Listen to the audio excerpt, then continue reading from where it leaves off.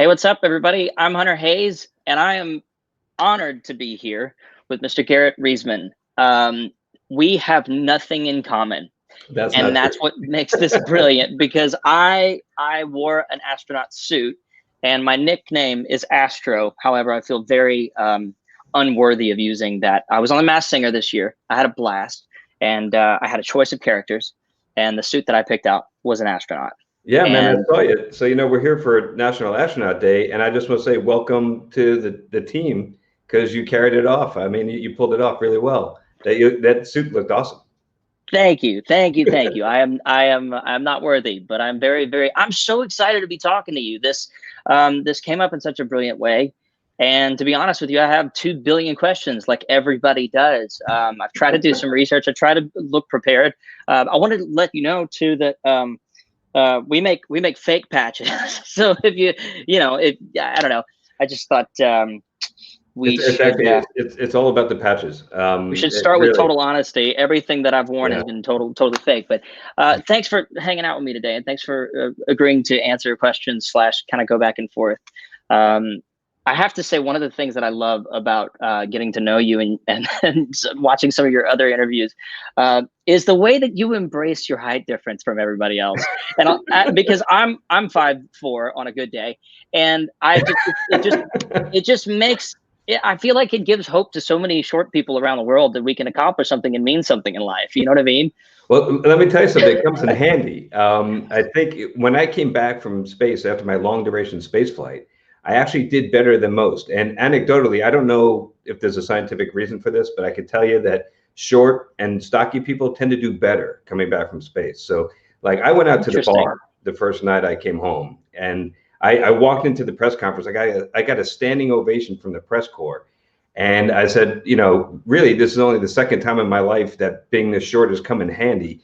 The other time was like limbo contests. I was as a kid, I was good at those, but it's not all bad, man. I'm telling Yeah, you. I'm more impressed that you went to the bar. What did you order? A hamburger and a beer. So after my short duration flight, I was able to eat a whole cheeseburger and drink a whole beer. And after my long duration flight, when I was up there for 3 months, I was only able to eat half a cheeseburger and half a beer. And so when people ask me what's the difference between a long duration space flight and a short duration shuttle mission, I have a quantifiable answer. It's half a cheeseburger, half a beer. It's the rest of the meal. It's everything else you wanted. That's amazing. Right. That reminded me of something really interesting. I have a really good friend that always talks about taking weaknesses and turning them into strengths, or using them as strengths. And not that being short is a weakness, but it made me think of that. And I had to ask you because I feel like everyone around the world would want to know, like, was there something that you found about yourself that proved to be like an internal challenge that you kind of had to sort of retool and flip upside down? Well, actually, I would go with that same example. Being somewhat vertically challenged was an issue because I wanted to do a spacewalk. I really wanted to do a spacewalk because everything I heard about it, everything I saw about it, just looked like the most incredible life experience you could possibly have. So when I told I went up to this one astronaut, it was a rather tall astronaut, and I told him that I wanted to do a spacewalk, and this guy laughed in my face, like right at me. He said, "What are you, 4 foot what?" And I was like, wow, man, I thought astronauts were supposed to be polite, but this guy was being really mean. And he said, "You'll never do a spacewalk. You can't do it. You're too small." And here's the thing. I wasn't going to let him stop me. I wasn't going to let him dissuade me. So I went to the training. We have this giant pool in Houston where we put on the suit, we float around, and we practice spacewalks. And I went there for my first training event. I realized in the first 5 minutes of this thing that big, tall astronaut that laughed at me was right. I was at a pretty big disadvantage. But here's the thing: I still didn't give up. But I got help. I knew I couldn't do this by myself, and I got our training team. I got the people that make the suit to work with me. In fact, I saw with your suit on The Masked Singer, they worked to get the arms just right. I saw how they did that. They did the same thing with me. They adjusted the suit so I fit in it better. They gave me different tools. We came up with different techniques that were more suitable to me, rather than just trying to do it the way everybody else did it. And eventually I got quite good at it. I ended up doing 3 spacewalks. And that big tall guy that laughed at me, he failed out of the training. He never did a single one. So, unbelievable. I promise my suit took way less time to modify than yours did. Yeah. That's really interesting to me, because also, okay, so I'm just going through my head. I have a million questions for you, right? Like after getting to know your story, because you've done a lot of really, really rad stuff, even in addition to and before what we're talking about right now. And I have to ask, like, space, underwater, between all of those things, are you afraid of anything? I mean, you have to be fearless, right? Or is there something that you're afraid of? No, I'm afraid of lots of things. When I was a kid, I had this fear of Niagara Falls. I lived in New Jersey, and we would take vacations up there. And I remember this one time my dad held me up so I can get a better view, and it felt like to me that he was dangling me over the falls. Of course, he wasn't, but that's and I think that left a big impression. As an astronaut, once I was flying with a friend of mine in a T-38 over Niagara Falls, and I told him I was pinning the ejection seat, because if I'm going down with the ship, if I'm not coming down in a parachute into Niagara Falls. Not going to let that happen. So, so that was my childhood fear. But I think actually what you're afraid of the most when you're launching is you're afraid of making a mistake, because you're much more worried about that than like anything bad happening to you. I think we all have a strong sense of denial that, like, okay, yeah, this is dangerous, but it's not going to happen today, that today is going to be a good day. But the one thing you worry about is messing up, because a lot of people are counting on you. Yeah, that makes sense. Yeah, because in your world, you have to be prepared for every possible outcome, not necessarily even just like ready for it. You have to know about every possible outcome. What if you were to tell me, like, as some, okay, so from one pilot to, yeah, I'm kidding, from a guy that wants to be a pilot, unexpected challenges, like when stuff, like what's one story that you could tell me if I was at that bar that night that you went right after you got back? What's one thing that you would tell me, like if we were having a drink and I was like, okay, what was an unexpected challenge that that you'd say everyone had to kind of figure out and huddle together and solve? So that happens. And by the way, I want to talk to you about your flying, but so I'm going to turn this around and ask you a question in a moment, if that's all right. But but let me answer yours first. And so on that shuttle mission, during one of my spacewalks, we had a major issue where we had this big antenna that we're plugging into the top of the space station.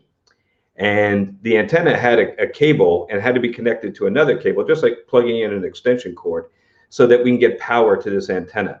And we're on the clock. If we didn't get this done quickly enough, we couldn't get power to the heaters. The thing could get too cold, and it could break, essentially. So this like ridiculously expensive piece of equipment would be worthless, and the space station would be missing a piece of its communication capability. So this was like a big deal.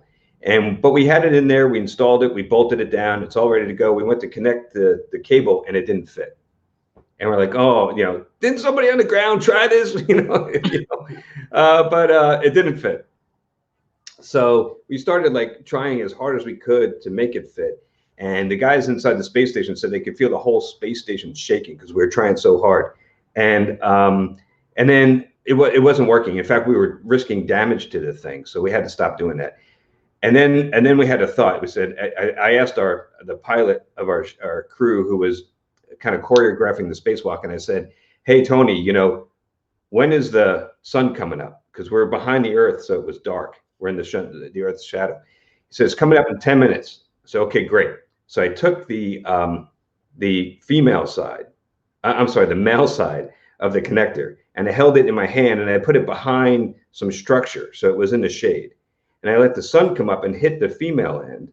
And in space, because there's no conduction or convection, it's all just whether or not you're in the sun. You can get either really hot or really cold. So I let the sun, and it could be hundreds of degrees Fahrenheit difference. That's insane. Let the sun heat up the female part, so it expanded a little bit. And I took the male part that was still cold, and I just put it in, and it just went right in. So that's look, like in the movies, astronauts like save the universe, or like stop the aliens from blowing up the Earth or something. I never did anything like that, but I like saved an antenna. So that's you did. Thing. It's the equivalent thereof. Honestly, it's the same. It's just as important. That's incredible. Wow. Let me ask But you. Can I ask you a question about flying? go for it. Yeah, yeah, I'm here. So you said here, and I was wondering about this because I was listening to Wild Blue, and I wanted to ask you about that because it sounded when I was listening to the lyrics, it sounded like it was certainly a metaphor for like a state of mind or a state of a relationship perhaps, but it also seemed to me some of the lyrics seemed to me to be evocative of that learning to fly. And there's one lyric in there about like saving up your Sundays and spending them on this. And I was wondering because it definitely reminded me of being a student pilot. So I wanted to know if that was part of what you were thinking when you wrote that, or if it was just, or am I reading into it too much? No, 100%. I'm so glad you I'm so glad you read into it. Yeah, well, that was like this album was the first time that I've kind of taken maybe not the first time I've taken a lot of liberties, but it's definitely the most liberties I've ever taken. It's the first time that I established, because normally I'll write 100 songs, I'll bring them into the team, which at any chapter in my life, it's different people, but typically like kind of a board of directors for songs for me that I trust. Because we'll write 200 just to get the 10 that end up on the album. So I need someone else to sort of like help me hone in my craft. But telling your story you have to just keep practicing that. That's not something you can really like mathematically achieve or not achieve. So so I have this team, and normally it's write a bunch of songs, see how they feel. In this case, this was me kind of frustrated with a system that was not allowing me to grow and not allowing me to express myself properly. And so I said, well, what would I do if I was making a record that no one like? What if I just said, even if no one hears this, this is the most important music I've ever made because I'm expressing something I've never expressed. And Wild Blue was about a lot of things. It was about that. It was kind of in some ways about systems in general. I think things that in your world, it's very important for everything to be very exact. And I feel like it's the opposite for me. It's really important for me not to replicate what anybody else has done and even replicate what I've done. And Wild Blue was the first time that I kind of said, and it was the first song that I wrote saying, as the theme of the album, I decided what the name of the album was going to be. It was going to be Wild Blue. It was going to be about letting go. It was about finding flight. It was inspired by a lot of friends talking about flying dreams, right? And and to get there from my studies, like you have to be free. You have to let go of things and shed emotional or mental weight, and being obsessed with flying, actual flying. That moment when you leave the ground is a magical thing, and I wasn't prepared for how magical it actually was. I spent years in simulators, and when I finally got behind the wheel in a cockpit for the first time and took off, it was incredible. It was, and I wanted to capture that in context of a relationship, because I think sometimes leading a relationship is really hard. And for me, I had just left a relationship, and that was really hard. And it's the business side of it. It's all the above, and using flying as a way to tell people how I wanted to feel and how I wanted to recover and how I wanted to move on, because flying isn't permanent. You have to land. You have to come back to Earth. And I love the cyclical nature of that. And I love how real that is and how there is ups and downs. But at the end of the day, sometimes I think it's we need that freedom, and we need that sort of that weightlessness, if you will. Yeah. No, wow. So couple of things. Well, so first of all, we got to get you into space, because once you're up there in microgravity and you're floating, it's really you're flying, because as soon as you push away from like a solid surface, you go shooting across the spacecraft like you're Superman. And you just described people talking about flying dreams, right? And that's how I describe it often to people about what it's like up there, because we've all had that dream where you put out your arms, you start running, then all of a sudden you can fly around your neighborhood and you can see it from above.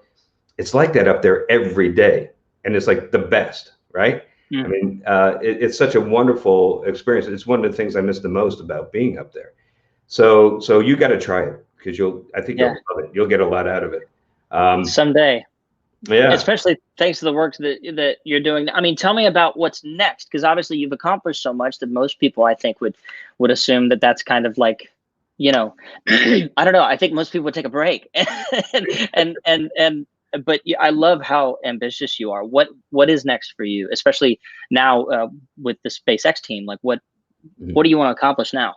Yeah. So when I left NASA, I started working at SpaceX, and I spent 7 years there full time, trying to get us to the point where we're at right now, really. And now I'm not directly involved anymore, but I'm still super excited by what's happening. At the end of this month, we're going to launch people for the first time on our vehicle, the Falcon 9 rocket and the Dragon spacecraft. May 27th is when we're sending 2 NASA astronauts on that vehicle for the first time up to the space station. And it's huge because it's the first time that United States is going to be launching humans into space again after a 9-year absence since our last shuttle flight. So it's NASA, the United States, getting back into this, launching Americans on American soil in American vehicles, and not having to ask the Russians anymore for a ride. So that's huge. But it's even bigger than that, okay? Because it's the beginning of a whole new age of space exploration, because these companies, SpaceX and Boeing, is not too far behind with their Starliner. And then we have other private companies. We have Blue Origin with New Shepard, and we have Virgin Galactic with Spaceship Two. They're all building these ships to carry everyday private citizens. You don't have to be a really lucky government employee to go. You can buy a ticket. And so this is the beginning of all of that. So it's even bigger than what I think people realize, because it's going to change our world going forward. I love it in the context too of like the way that you've described, the way that you see planet Earth and that thin line between our life and what we don't know because we've never been to, but what is described as space, which is this sort of endless other extreme. I love the way that you've talked about the Earth and its own spaceship and us being the crew to take care of it. And I think that's really inspiring. And I think I feel like people going into space and seeing that for themselves, I'm hoping that's a proponent for change as well. I think it can only help. It is shocking when you see this with your own eyes. When you look at that thin blue line, the atmosphere, and you see how small that atmosphere is compared to the diameter of the planet. It's tiny. It's so fragile. I mean, it's like the same ratio as like skin on an apple. So when you see that, it gives you a real appreciation for how delicate and how precious this planet is. And the more people that see that, I think the more people will come to the realization that we got to protect her. So I think it's a great thing that more and more people will get to go up and have that experience. It's unbelievable. It's unbelievable. Okay, let's go to the other side of things. What's the plane you're flying now? Do you have like a plane garage with like multiple? I just feel like you would. You'd have like an antique. I'm not like the Jay Leno of airplanes or something. I wish I were. I wish I had that kind of cash, but I have one that is very dear to me, which is a Cirrus. It's an SR-22. We call it Blue Demon, which it's named after my son's favorite masked luchador, and it's also happens to be blue, so that's why. But it's funny because one of the planes on my dream board is a blue Cirrus, so I think that's hilarious. Yes, they almost looked identical in the picture that I've seen. Yeah. Wow. Well, I'll tell you what, I'm also a flight instructor, so I'll make you a deal. When this whole pandemic is over, if you come back to LA, I'll take you up for a lesson in Blue Demon if you give me a lesson on guitar. That's me signing on. Oh yeah, easy. Yeah, I'm a terrible guitar teacher, but I will volunteer in a heartbeat. I'm the worst teacher on the planet, but if that signs me up, I'm in. I'm totally in. Because that's after we get Bob and Doug off the ground and the SpaceX launch, and I get through the semester at USC where I'm a professor now. My next goal is to get back to playing the guitar. I haven't touched it for a long time, but I want to get back to. I want to pick it up again. I know a guy who can help with that. That's amazing. That's awesome. Okay, so what's? I want to play a little quick game. These are going to be. I say they're simple questions. They're not simple questions. They might be a bit predictable, but that's because I feel like that's what everybody. These are the things that everybody wants to hear. And this is where I get to pretend that I pretended to be an astronaut on a TV show, and we can sort of ask each other questions about. We can basically answer. We both answer these questions. What was first? Look, before we do this, so I can set a timer. Okay, let's say what was the most pressure you've ever been under on a clock?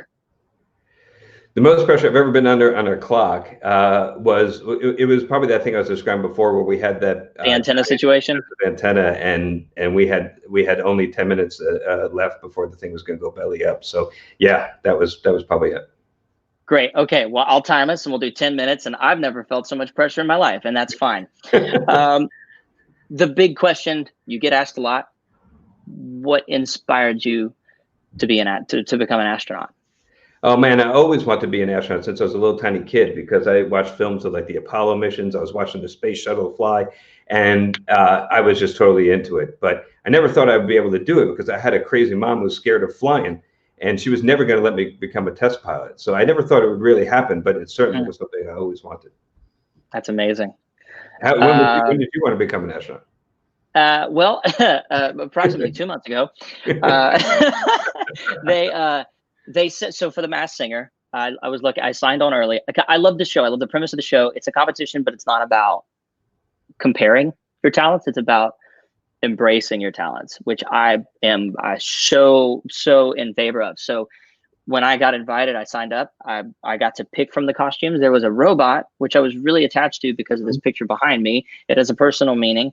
But the astronaut suit spoke way more to me because there's a combination of what I knew, which was somewhat flying, the freedom of flying, weightlessness, working to become weightlessness and weightless and to be able to move on.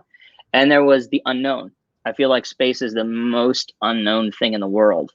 And, you know, I loved that character totally embodied two very different practices, in my opinion. Like one that is prepared and calculated, and one that is, I guess, prepared and calculated and rehearsed enough to be ready for things you have no idea about. Like, you know, but there's so much unknown, and I just think it's a beautiful trait to be able to sort of embrace that. Sorry, I'm running out of time, so I don't want to mess this up. No, but it does occur to me that that show pushed you out of your comfort zone. So the thing I like about the show is it makes you go beyond your genre and kind of into areas that you might not normally explore. And that's, you know, but you're prepared, right? So it's kind of like the astronaut thing. It's you're prepared, but you're going out into outside your comfort zone. You're going out and exploring the unknown. So it's appropriate. Yeah, boy, you're totally right. I felt like I got to, kind of explore a new frontier, if you will. What surprising fact? I know you get all these questions all the time, but I like right now, first thing that comes to mind, surprising fact, things people don't know about your experience. Well, I already gave you that. I think no, actually, I don't think I've had to tell you about this. So here's a surprising fact: when you're sitting in the space shuttle getting ready to launch, you don't actually hear the countdown. You know, the 10, really? 9, 8. Yeah, no. You don't. That's just for the people watching on TV. It's wow. There's a series of calls, technical calls, as part of the procedure, and it comes at a certain cadence. It's like 102, 102, 3 at 100. So there are technical status changes on the vehicle as you're getting ready to launch, and it's kind of because it comes at a certain metronomic cadence. It's like a countdown, but it's not. Nobody's counting down from 10. That makes total sense. Yeah, you got enough to worry about. And I'd imagine by the time you're through that checklist, you're like, we're going, regardless of whether you've gotten there or not with your countdown. Wow. Interesting. For me, the most surprising part about being an astronaut, in my case, was just how hot my suit was. Mine didn't have any air whatsoever. That's horrible. Mine works with oxygen, like it doesn't have oxygen inside. I kind of wish it did have oxygen supply inside of it. That would have been nice. I should have asked them for that. I had a backpack. It was empty. I missed an opportunity, clearly. That's got to be tough when you're jumping around and dancing and singing. That's got to be hard. You know, we have cooling in our suits, so we have liquid cooling. It's great. Okay, well, you're bragging now. That's fine. Yeah. What do you? Okay, suit, yeah. Yeah, flying. Can we talk about flying? Like, what's your favorite part of flight? Takeoff, landing, the view. Well, as far as just a typical flight, I would say landing, because it's the biggest challenge. It's if you've taken lessons, you know and there's a great Tom Petty song that says that landing is the hardest thing, and it's true, right?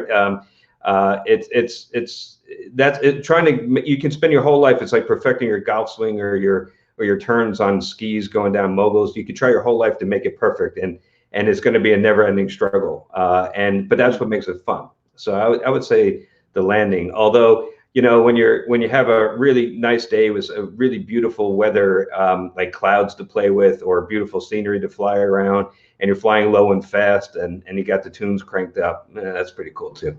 That sounds amazing as well. Last year I got to fly Piper Cub for the first time, which was huge because in my flight simulator days, which are all of my middle school and whatever was of my high school days that I had, I flew that flight simulator. I melted that CD that it came on. And my favorite airplane was the Cub. I just loved how simple it was and how pure I think it felt. And to actually fly, I got to fly in 3 in one day. It was crazy. This like antique air show. And we pulled in the tour bus after a show. We just like totally wrecked the campground and got to know all these guys. And there's 300 planes and pilots just walking around. I mean, you know what I'm talking about, but just for everybody else listening, like it's nuts. It's just like 300 just really cool aviation enthusiasts that wake up in the morning and want to talk about it. Like I want to talk about music, and you just wander around and you talk to them and they'll tell you everything about their airplane. And a couple of guys, this guy just offered me a ride. I didn't know him from Adam. I hadn't really seen the plane fly. And I was like, yeah, I'll go. I'll do it. That's probably the scariest thing I've ever done. And it was a blast. It was really special. So I think I'm like, and the Cub, I think what I was getting to was that the Cub, you fly with the door open, and that was yeah, a whole different kind of flying, Yeah, that makes it much more immediate. Yeah. But all of this seems so insignificant talking to you. I mean, when I think of the competition, you know what I mean? Actually, so have you flown your first solo yet? Have you gotten to that point or not yet? I've not done my first solo. That's like the thing that I can't get to. Like I'll spend a concentrated amount of time in the summer. I'll log a significant amount of hours. I've done, sort of cross country flights and a bunch of stuff, and to get to that thing, it's like I can never get to the solo. That's like my hurdle. Yeah. No, so, I get that. And it's not the kind of thing you want to rush into, but when you do eventually do it, because that feeling, I remember mine very, very distinctly. When you pull back, you're coming down the runway, you're at the airspeed at which you can get airborne, and you know that if all you have to do is pull a little bit on the stick, and it's good, and if you do that, you're committed. Because the moment you take off, you're committing to landing by yourself for the very first time, and that is quite an emotional experience. So when you do that, if you write a song about that, because because I think that it'd be really interesting to see what an artist like you how you could express that. Because I'm an engineer and I'm doing my best to describe it to you in words right now, and I'm failing. It's really an incredible experience. I disagree. You're one of the most well-spoken people I've ever seen, and I am so inspired too by the points you make when you're talking, when you're doing public speaking. And I guess if I had one last question for you, we're in an unprecedented time. We're experiencing things we've never experienced. You've done unprecedented things. You've experienced things that none of us will ever experience. If you were talking to me to give me hope right now, if you were trying to give me perspective, because if anybody's had perspective over this world, you've experienced that, what would you say? What bit of encouragement is there? Like, is there a quote that you live by? Is there something that you've just picked up from your experiences that you want to share with the world to sort of like, I don't know, boost that hope and give perspective, I guess? Well, I think perspective is key. So realizing that, yeah, we might not want to be in quarantine right now. We might not want to be stuck at home, and we might be really jonesing to get out there and go back to normal. We're doing it for a good reason, and it's not only a selfish reason, right, to keep ourselves safe. Is to keep everybody safe, right? We're doing this as a community, as one giant human organism looking out for each other, and so. When things get a little bit tougher, when this really starts to drag on you, if you think back, because like when I was up on the space station, it was very easy to keep the big picture in view. It was right out the window, and you knew why we're up there. Why are we doing all this? Why are we taking these risks and doing these things? And keeping that big picture and keeping a vision of the future once this is all over, that's extremely positive. Having something to look forward to is probably the most important thing about overcoming difficulties in life. A friend of mine, Rona Ramon, actually was she was the wife of Elon Ramon, the first Israeli astronaut, and she would say, and she lost her husband, on the Columbia accident, and so she obviously went through a lot and other challenges as well. But she used to say that she had a quote that she would use that I would repurpose for this, and say, when there's a quote, let me get this straight, when he who has a why to live can overcome any difficulty in how to live. And I'm paraphrasing. I don't get that. I don't have that exactly right. But That's if you have a reason, so something to look forward to in the future, you can get through anything. Amen to that. Yeah. Wow. I mean, I got nothing after that. That was great. I'm honestly, this is a thrill. This is a huge, I'm not gonna say accomplishment. This is a big thing for me to get to talk to you, and I'm really grateful that you gave me so much time. And I'm grateful that the world gets to hear your story, and that you're so willing to share it with the world, whether it be public speaking or moments like this or interviews that you've done in the past. And very grateful for your time here today. I really appreciate it. My pleasure, but I'm not going to let you go without taking a shot at an exclusive here and seeing if is there anything you can share with us about Red Sky. What's going on with that? What's the deal? Happily. Talk about me. Oh yeah, sure. Let's do it. Wild Blue was about letting go, and in a lot of different facets. It wasn't just a relationship. It's dressed in a relationship, but I think if you study the lyrics deeper, you can kind of see several themes weaving in and out, and several connections that I needed to sort of let go. And it came from a beautiful moment. I honestly, and I am happy to share this in a therapy session where I started talking about all these things, and they started piling pillows into my hands, and I couldn't hold it anymore. And there was this sort of breaking point where I realized I got it. I'm not supposed to hold it all. I get that. Mm-hmm. And so I feel like Wild Blue was kind of like that conversation. It was about letting go. Red Sky is born out of the actual moving on. It is, to me, it's the symbol of like ultimate change. I'm still trying to figure out how to tell the world about it, because I've only internalized it so far, and I've only written about it. But it talks about the need for things to change outside of your control, for you to really embrace the change and to lean into it. So I feel like if Wild Blue is a conversation that I have with myself about the road trip, Red Sky is the road trip, or the flight, if you will. And it's the scary moment of the unknown, but it's going. it's like going down the runway and just lifting off without a flight plan, which seems completely idiotic now that we've had this conversation. But it is. It's about embracing the newness and the scariness of the newness and change. And it sounds incredibly appropriate for what we're all going through right now. I mean, it sounds like a great metaphor for what we're doing right now. It's interesting, the commonalities, and going back to what you just said, which is why I'm really, really super inspired by this conversation, and I knew I would be. The why. Red Sky is the why. Wild Blue was kind of the what. What do I need to do? Red Sky Red Sky holds the why, and that at the end of it, when you've experienced all the music, you're reminded that there's always this fire inside, and one of the most important responsibilities I think we all have to ourselves, not to the world, but to ourselves internally, is to feed that fire and to find ways to feed that fire. So this conversation has done that for me, and I really appreciate you asking me about the project. I can't wait for you to hear it. Well, hey, one other thing to add, I can't wait to hear it too. That after you describe it to me, now I'm really, really anxious to hear Red Sky. It's gonna be great. But one other thing to add, which is that also on National Astronaut Day, we're releasing a playlist that I came up with of astronaut songs, things that remind me or are associated somehow with flying or being up in space. We're releasing it on Topsify on Wednesday.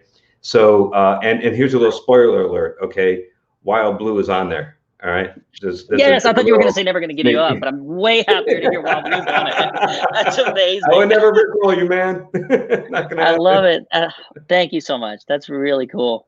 That's super dope. Well, thanks for It's been really fun for me. Thanks for doing this.